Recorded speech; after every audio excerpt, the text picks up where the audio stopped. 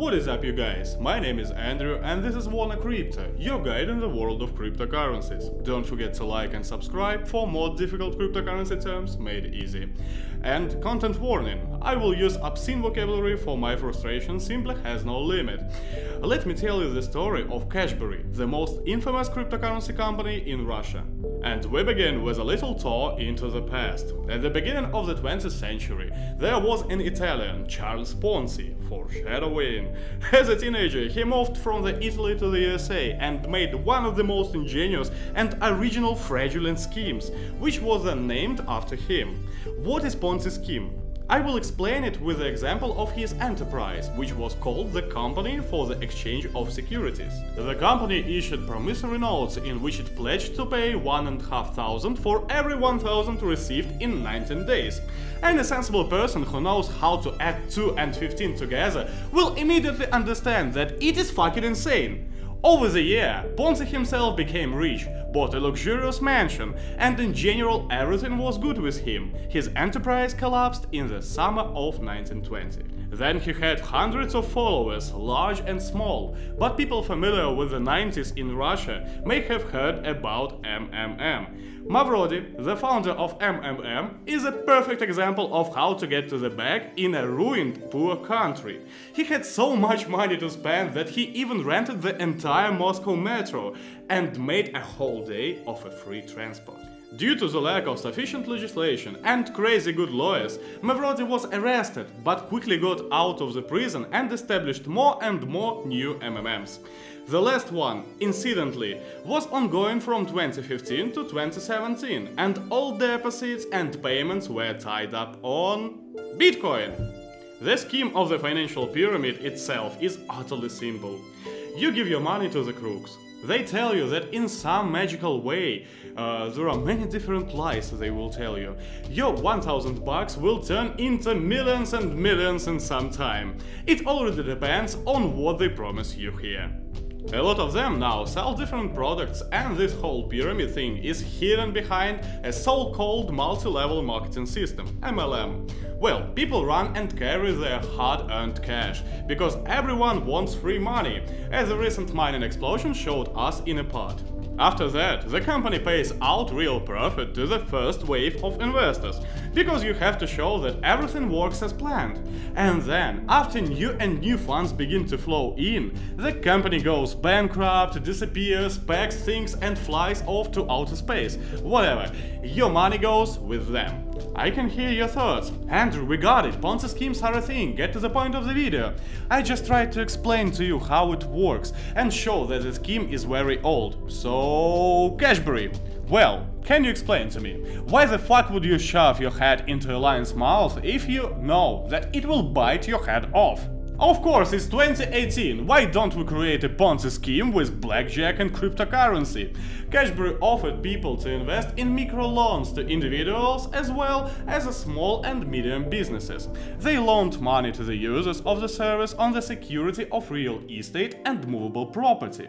And, finally, invest in cryptocurrency by purchasing their own Cashbery coin. The minimum yield promised to investors is 0.5% per day, but it could reach 600% per annum. On September 26 of this year, the Central Bank of the Russian Federation handed over to the Attorney General's office and the Ministry of Internal Affairs information on a group of companies under the brand of Cashbery, and it started to go down. The regulator considered Cashbery a pyramid scheme. What a surprise! Bank pointed out the principles of network marketing, promises of excessive profitability, the attraction of various means, including cryptocurrency, without conducting any real economic activity, and, of course, working without a license. Then, throughout October, began a series of investigations, business activity interruptions, and other stuff went on. On November the 1st, Mr. Vardanyan, the founder of this shit show, declared that we don't have much money left, so we'll pay back a bit of investment benefits. That's all, fucks! And you guys hold on tight and don't forget take more loans, because a new intergalactic Cashbery will be opened for business soon. Oh yeah, he also promised that in November 2nd, in the personal accounts of users, there will be an individual recalculation of the deposits, funds and debts, which the company must return. And now, friends, extra round. What happened to the site? It crashed, but after it was restored, a feedback window appeared without feedback. In all addresses regarding the situation, author Vardanyan vigorously defends the innocence of the company, accusing the authorities and the media of throwing mud and paid takedowns. Obviously, this video is also a part of a media takedown.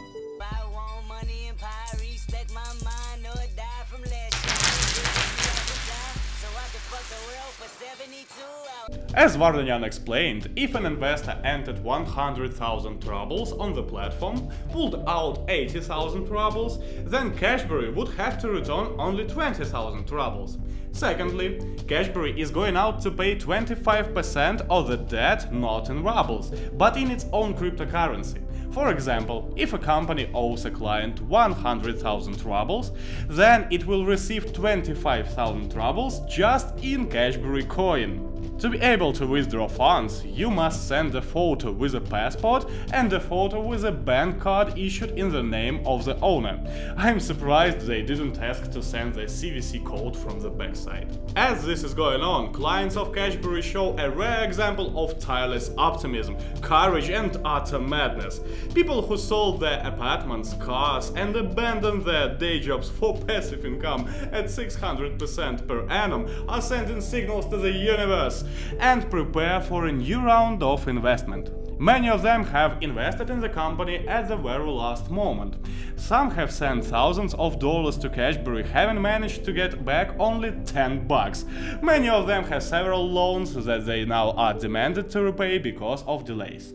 With all this absurdity, people really believe that the Cashbery didn't trick them, and it was the state that is causing all the problems. According to participants of closed chats online, everyone is guilty except for the Cashbery itself. Do you know what's great? Well, that's just amazing. Vardanyan fled abroad and launched a new company, Brexo, which is engaged in cryptocurrencies, mining and investment. According to the project, it plans to exist for 5-6 months. Well, not bad, right? Summing up, I would say that such an absurd attraction of people toward freebies is a destructive one. People take loans, sell apartments while having small children, invest all the money in a Ponzi scheme, rejoice in the first payment of a couple thousand rubles, and then sit and cry about the fact that they have nothing to eat. I once worked in a hardware store. In December 2014, the dollar exchange rate in Belarus almost doubled, and people took loans and swept all the TVs, computers, kitchen equipment from the shelves. Moreover, those products were absolutely unnecessary to them. They just hoped to sell it at a new rate and make money on the difference. In early January, the same people began to crawl on their knees back to the store, asking to take back all the equipment they bought, because they had no money to pay for food. All the money was spent on loans and debts. And according to the legislation of the Republic of Belarus, complex technical equipment, basically all that uses a power socket, cannot be taken back by the store if this is not the case of factory defect. This story is rather revealing. In my opinion, greed is not so bad, but like alcohol, it is good only in small doses. Be as cool-headed as possible.